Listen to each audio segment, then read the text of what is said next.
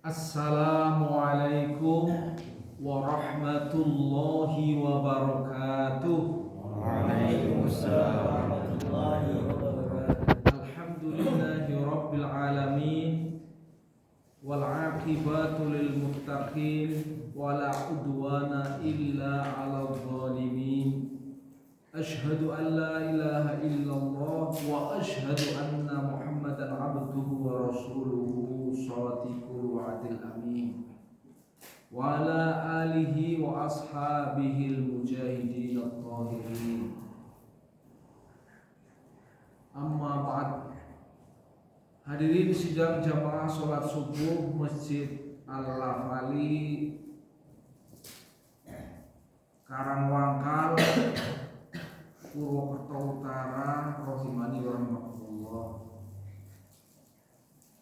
Selalulah kita bersyukur kepada Allah Subhanahu wa taala karena Allah Subhanahu wa taala telah melimpahkan kepada kita karunia rahmatnya, sehingga sebagian dari rahmat yang Allah Subhanahu wa taala berikan kepada kita, maka kita bisa bersama-sama berkumpul di rumah Allah, dan kita telah mendapatkan jamuan dari Allah berupa sakinah, insyaallah maghfirah, dan Allah Subhanahu wa taala sangat suka kepada hamba-hambanya yang duduk di majelisnya di taman-taman surga.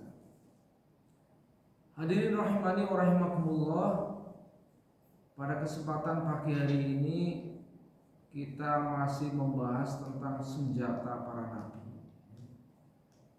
Senjata para nabi itu bukan bedil, bukan bom, bukan granat, bukan pula celurit.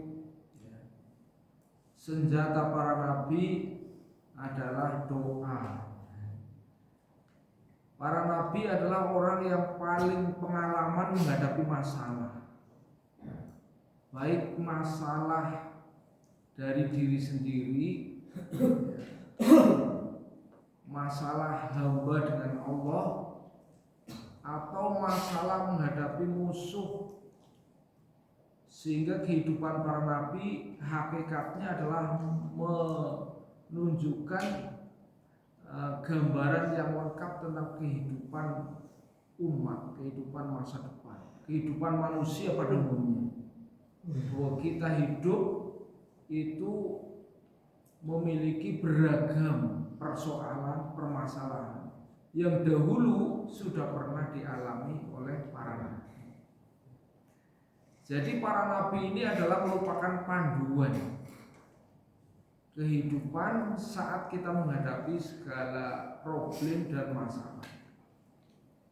Doa-doa para nabi yang ada dalam Al-Quran sengaja Allah Subhanahu wa taala abadikan supaya menjadi pedoman pada saat kita menghadapi situasi yang sama atau hampir sama. Sehingga sesungguhnya Allah yang Maha Penyayang telah membocorkan rahasia sukses, rahasia menghadapi segala problem kehidupan. Karena Allah Subhanahu wa taala mengasarkan bagaimana nabi dahulu menghadapi masalah dan doa apa yang dipanjatkan pada saat nabi menghadapi masalah. Para nabi doanya berbeda-beda dalam Al-Quran. Bukan berarti semuanya beda. Beda-beda menunjukkan bahwa problem, situasi yang dihadapi pada saat itu memang beda-beda. Kalau kita lihat mulai dari Nabi Adam pertama muncul, seorang manusia yang diciptakan oleh Allah dan menjadi penghuni surga pertama kali. Problemnya apa pada saat itu? Allah Subhanahu wa taala telah memberikan amanah kepada Adam supaya jangan mendekati pohon ini. Nah, pohon ini yang dimaksud pohon kulti. Wala taqraba hadhihi syajarah. Jangan kalian dekat-dekat terhadap pohon ini. Kalau yang lain boleh silakan. Ya, kulu washrabu, makan minum silakan. Tapi amanahnya jangan mendekati pohon ini. Watakuna minadh dhalimin, yang nanti kalau dilanggar Anda akan terkena dolim, akan menjadi orang yang dolim. Tetapi apa persoalannya? Iblis yang pada saat itu sebenarnya dia menjadi pimpinan. Jadi iblis dulu itu pimpinannya, ya, pimpinan termasuk para malaikat itu ya di surga. Iblis itu kemudian tahu sebenarnya bahwa ke depan ini yang akan menjadi pimpinan ini kan manusia. Mereka menggoda supaya manusia ini juga akan atau harus dilenyapkan, atau mereka usaha bagaimana mereka juga sama-sama nanti diancam ke dalam neraka, menjadi orang yang tidak bersyukur, menjadi orang yang menantang. Dengan berbagai cara iblis telah mendekati Adam, tapi Adam tidak tergoda. Cuman ketika itu iblis mencoba mendekati lewat Hawa, lewat istrinya. Dan pendekatan iblis lewat istrinya berhasil, ya, menaklukkan hati sang Adam, sehingga dia sempat hatinya itu tergoda dan memakan buah kulti itu. Perbuatan terlarang yang dilakukan oleh Adam itu menyebabkan baju kebesaran surga itu menjadi tanggal. Dan kemudian Adam itu juga dikeluarkan dari surga beserta Hawa. Ini problem hidup yang dihadapi oleh Adam pada saat itu. Nah, karena problem hidupnya adalah bermasalah dengan Allah, artinya bermasalah dengan dia melanggar daripada larangan, maka doanya Rabbana dzolamna anfusana wa illam taghfir lana wa tarhamna lanakunanna minal khasirin. Ya Allah, kami berbuat dolim terhadap diri kami sendiri. Jika Engkau tidak ampuni kami, ya Allah, kami termasuk orang yang rugi. Selama 40 tahun, apabila tetesan air mata Adam dikumpulkan, ya, itu melebihi semua tetesan air mata anak Adam. Begitu rupa. Jadi doa itu adalah dipanjatkan oleh Nabi Adam karena memang situasinya pada saat itu menuntut dia untuk mengakui kesalahannya kepada Allah. Rabbana dzolamna anfusana wa illam taghfir lana wa tarhamna lanakunanna minal khasirin.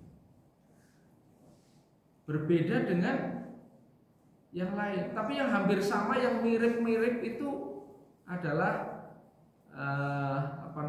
Nabi Yunus, ya. Ketika dia meninggalkan kaumnya, memang para nabi itu diuji dengan ujian yang berat. Ujian yang berat. Setiap kali mendakwahkan kepada kaumnya, mereka adalah menentangnya, mengejarnya, bahkan ada yang mau membunuhnya gitu. Sehingga ya hatinya sedikit kalut gitu ya. mau pengennya menyelamatkan diri tapi meninggalkan umatnya, menuju kapal, tapi kapal yang ditumpaki itu goyang gitu ya, sehingga kapten kapal itu mengatakan ini harus dikurangi penumpangnya nih, kalau nggak dikurangi itu karam semua itu ya, harus ada satu yang dikurangi. Tapi kan nggak ada yang mau, diundi kan, diundi semua penambang kapal diundi, nanti yang keluar dari undian itulah yang harus nyegur laut. Nah, setelah diundi ternyata yang keluar adalah Yunus.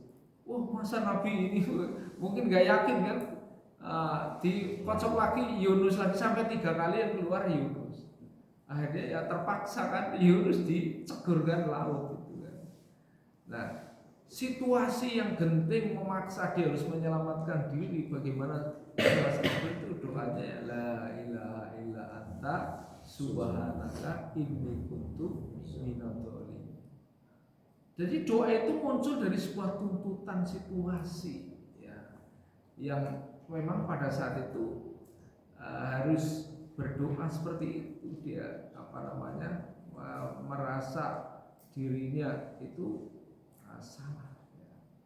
Betapapun juga tugas dan tanggung jawab seorang nabi dan rasul itu apapun beratnya, walaupun dia akan digorok gitu ya, dia tanggung jawab kan gitu ya. Nah ini doa para nabi. Berbeda dengan Nabi Musa, karena saat itu dia punya tugas yang berat, dia harus memberikan peringatan kepada Fir'aun, seorang raja yang sangat kejam, lalim, kalau tersinggung sedikit jadi bunuh, dipites ya. Ya orang yang berperangnya sangat kejam gitu ya. Saya nggak tahu itu orangnya sebenarnya kecil, nggak mitayani deso gitu ya. Tapi coba kalau kita lihat nanti itu ya fotonya Fir'aunnya itu seperti itu ya. Tetapi luar biasa kekejamannya. Maka Nabi Musa itu disuruh ilhab ila fir'auna innahu tagha. Musa hadapi Fir'aun, sungguh dia kelewat batas, sudah dolim kelewat batas, udah kamu hadapi. Nah itu sekarang seorang Musa ya harus menghadapi Fir'aun, itu doanya apa? Ya, maka doanya Robbi srohli sodri wa yassirli amri wahlul 'uqdatam min lisani yafqahu qawli. Itu memang tuntutan ya, karena konon menurut cerita itu Musa agak cedel ya, karena dulu ketika dia kecil itu kan di zaman Fir'aun itu ada semacam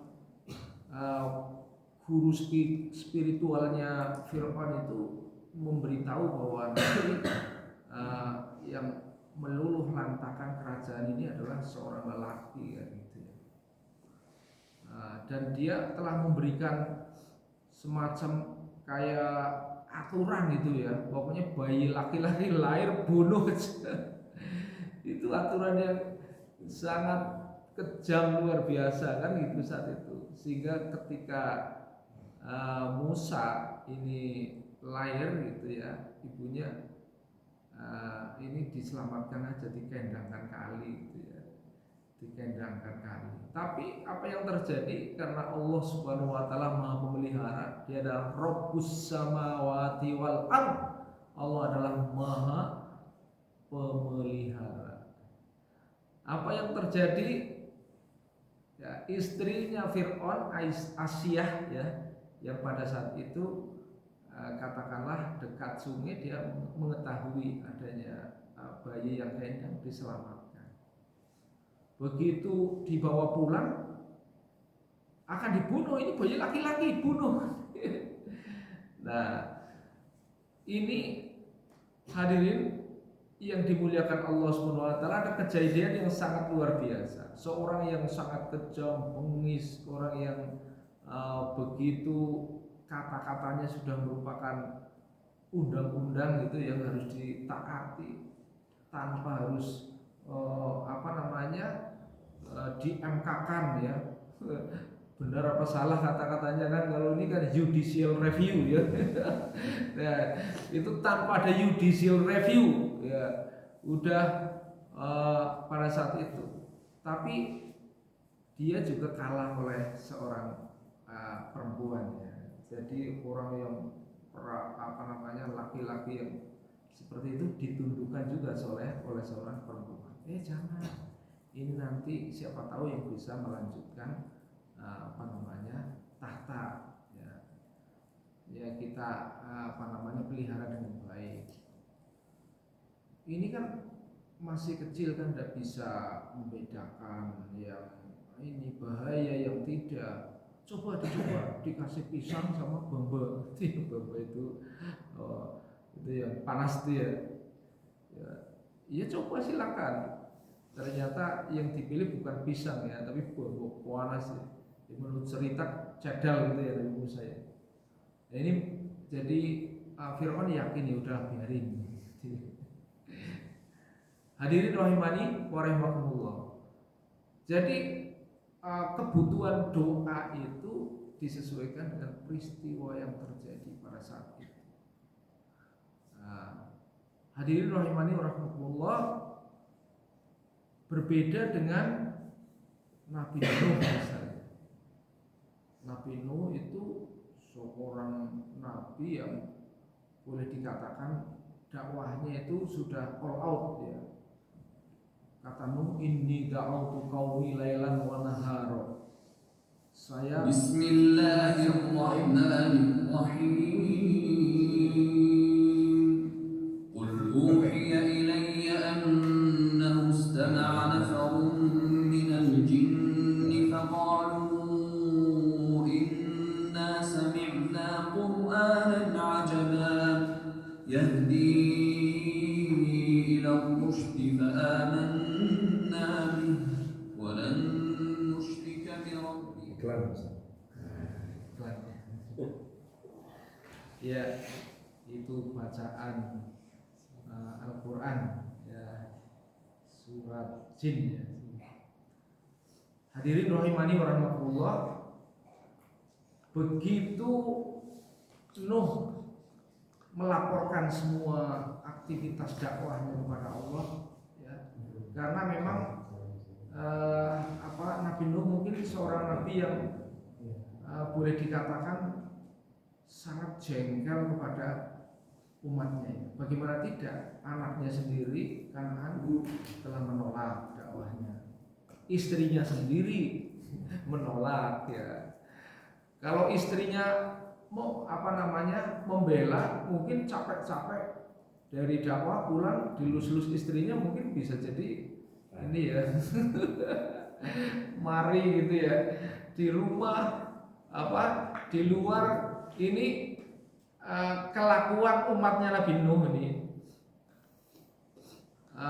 Apabila Nabi Nuh mendatangi kaumnya, maka kaumnya ini melihat Nuh sangat muak.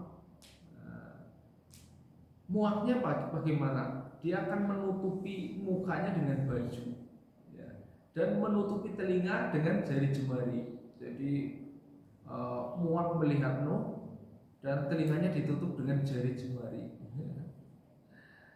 Itu luar biasa. Jadi Nuh itu merasa terhina ya. Dan begitu tiap hari. Sampai satu hari ya, Nabi Nuh sebenarnya sangat sayang kepada kaumnya ya. Begitu luar biasa sayangnya kepada kaumnya itu, ya ingin menyelamatkanlah kaumnya ini dari nanti kalau Allah marah itu bagaimana. Diberi petunjuk oleh Allah untuk membuat perahu kan itu saja masih diuji Nuh ini. Perahu ini udah ditaruh di atas gunung itu umatnya telah datang gitu ya, mengencingi berak di situ gitu ya. Jadi waduh pegel gitu ya. Maka Ya apa boleh buat itu kan. Nabi Nuh salah satu doanya ya di antara doa-doa lain ya. Maka Nabi Nuh berdoa qala Nuh Rabbila tadar alal ardi minal kafirina dayyara. Ya Allah, jangan sisakan orang kafir di muka bumi. Jadi maka Allah turunkan banjir bandang yang luar biasa, hujan yang tak henti-henti. Mereka sampai anaknya dipanggil oleh Nuh untuk masuk ke dalam kapal berpasangan, hewan berpasangan. Tapi mereka tidak mau nurut. Tapi saya mau lari aja ke gunung menyelamatkan. Dikira gunungnya tidak kelelep gitu ya. Jadi walaupun anaknya sendiri ya, tetapi dikatakan oleh Allah dalam Al-Quran, wa innahu laisa min ahli. Anakmu itu bukan termasuk keluargamu. Jadi yang dimaksud keluarga dalam hal ini bukan sekedar anak keturunan ya, tetapi keluarga dalam hal ini adalah lebih kepada orang yang memiliki visi misi ya, keyakinan yang sama denganmu, yang mau nurut jadi pengikut-pengikutnya. Hadirin rahimani wa rahimakumullah. Jadi timbulnya doa itu bukan tidak ada peristiwa, tapi ada peristiwa yang memang mengikutinya doa itu. Berbeda dengan Nabi, misalnya katakanlah Nabi Ismail yang dia mengikuti jejak Ibrahim ya. Nabi karena dia anaknya Ibrahim. Nah Ibrahim dulu ya. Nabi Ibrahim itu adalah seorang nabi yang memiliki gelar Abul Anbiya karena kedua anaknya itu nabi. Ada Ismail yang kemudian memberikan keturunan sampai kepada Nabi Muhammad, dan ada Ishak yang memberi keturunan sampai kepada Isa. Jadi Ibrahim adalah seorang Abul Anbiya ya, bapaknya para nabi. Tetapi hadirin rahimani rahimakumullah, masing-masing sekte ya, dalam hal ini orang Yahudi, orang Nasrani, ya, orang Muslim sendiri itu mengaku ya, orang Yahudi mengaku Ibrahim itu adalah Yahudi gitu ya. Jadi orang-orang bukan mengaku mengklaim orang Yahudi mengklaim kalau Ibrahim Yahudi, saya mengikuti agamanya Nabi Ibrahim karena dia Yahudi. Orang Nasrani mengklaim Ibrahim itu ya Nasrani. Jadi kalau orang kita benar mengikuti Ibrahim, itu Nasrani yang benar. Orang Muslim itu Nabi Ibrahim itu ya Muslim. Maka pertengkaran ini menjadi ya. Akhirnya Allah memberikan memberikan ayat ya, menurunkan ayat. Maka Ibrahimu Yahudiyya wala Nasraniyya walakin kana hanifan muslim. Maka kana minal musyrikin. Ibrahim itu bukan Yahudi, bukan Nasrani, tapi Muslim. Itu keputusan Allah Subhanahu wa taala memberitahu ya bahwa Ibrahim itu Muslim, hanifan muslim, Muslim yang jejak, Muslim yang lurus gitu ya. Hadirin rahimani rahimakumullah. Kalau kita lihat sebenarnya nabi-nabi mulai dari Adam sampai kepada Nabi Muhammad membawa satu kesamaan visi, yaitu visi tauhid. Mulai dari Nabi Adam, dia telah melihat satu kalimat dalam pintu surga yang tertulis la ilaha illallah Muhammadur Rasulullah. Di surga sudah ada tulisan Muhammadur Rasulullah. Ya Allah, siapakah orang yang disandingkan dengan namamu ini? Itu sudah. Jadi risalah la ilaha illallah sudah ada semenjak Nabi Adam. Sekalipun dalam tata cara syariat beribadah dan sebagainya itu berubah ya, tidak sama. Ada yang tetap dipertahankan, ada yang dirubah posisi kedudukannya, ada yang sama sekali dirubah. Kalau kita lihat misalnya syariat haji yang dulu dilakukan oleh Nabi Ibrahim ya masih dipertahankan ya menjadi syariat umat Nabi Muhammad.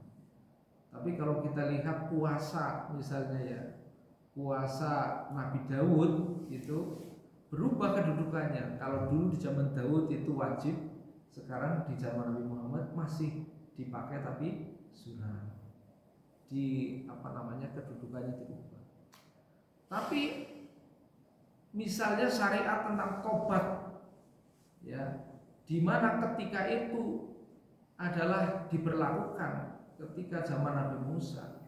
Karena ketika Nabi Musa itu memberikan pelajaran ya kepada kaumnya agar selalu bertauhid kepada Allah, menyembah kepada Allah, jagalah akidah yang benar, kan gitu.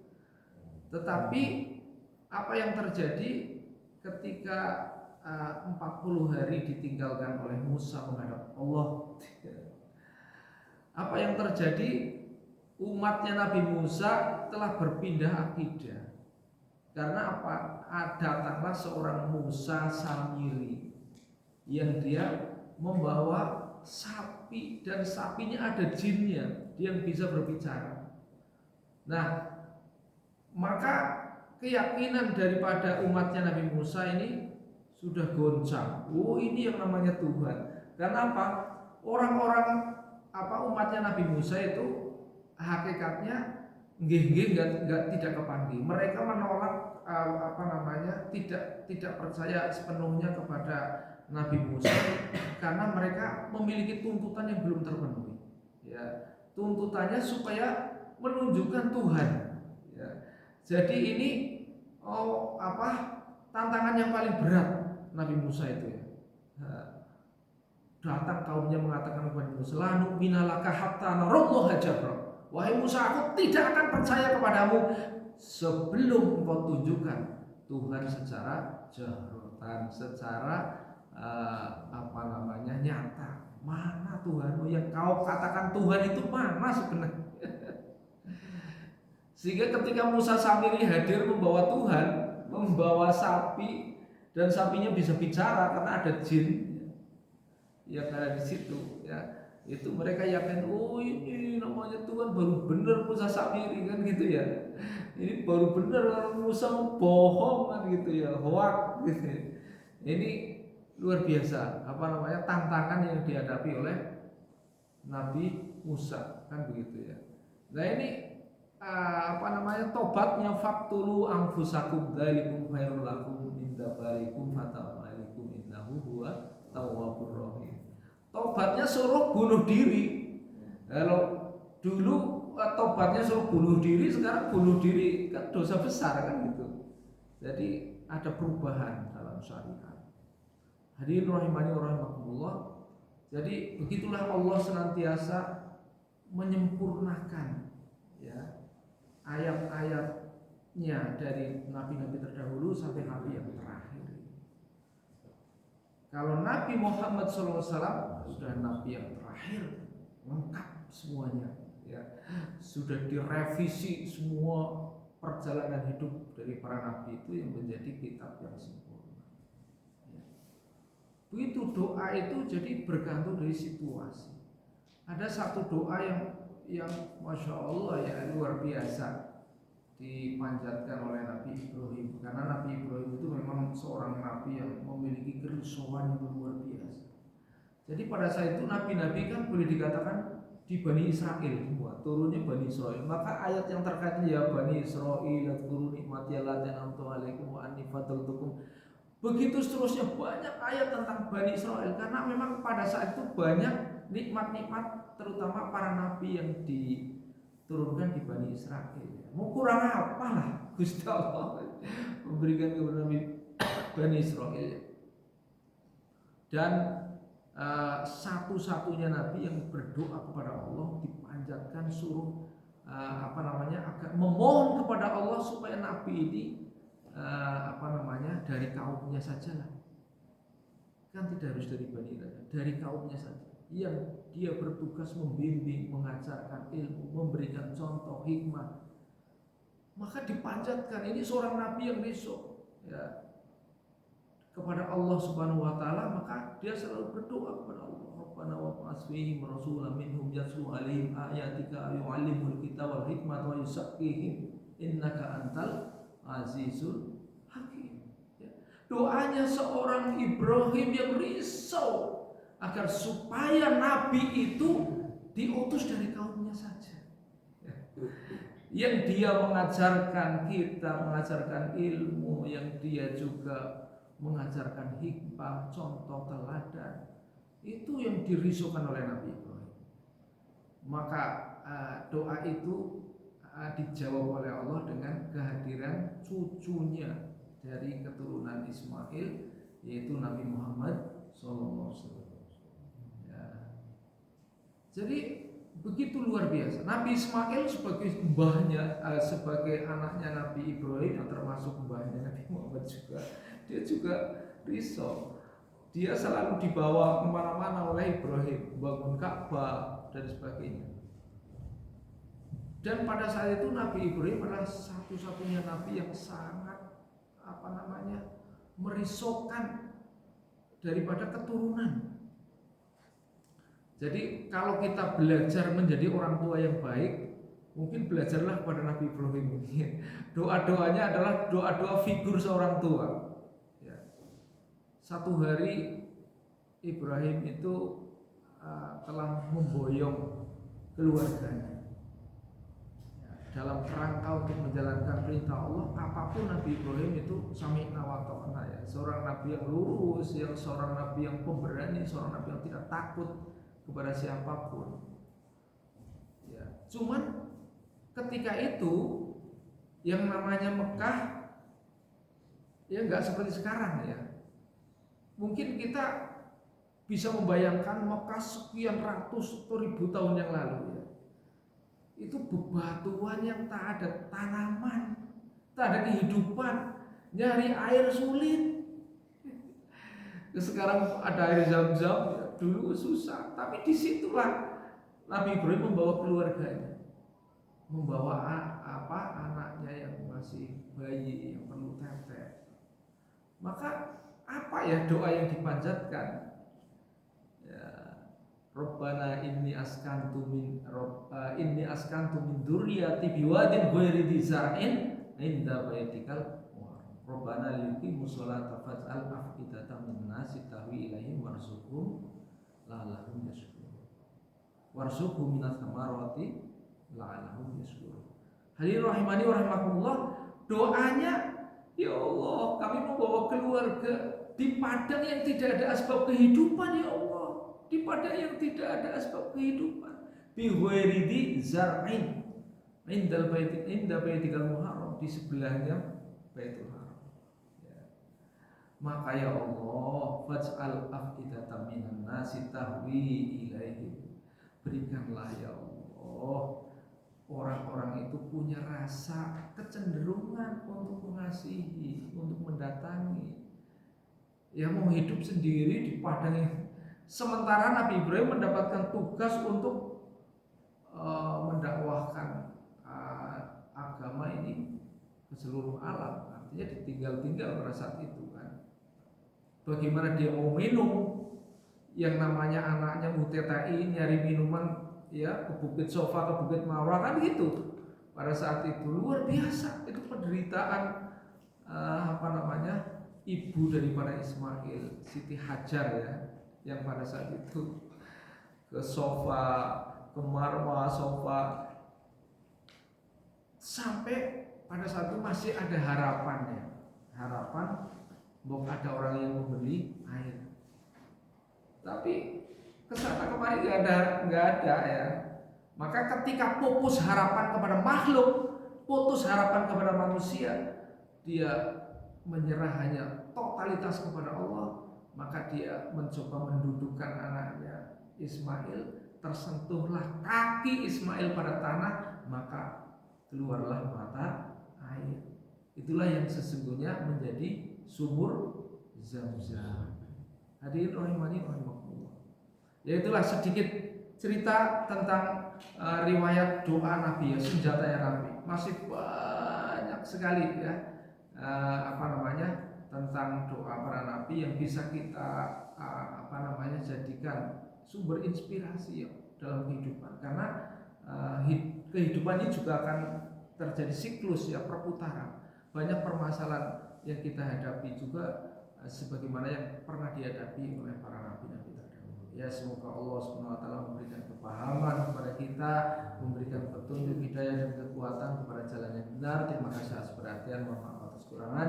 Billahi taufiq wal hidayah. Wassalamualaikum warahmatullahi wabarakatuh. Waalaikumsalam warahmatullahi wabarakatuh.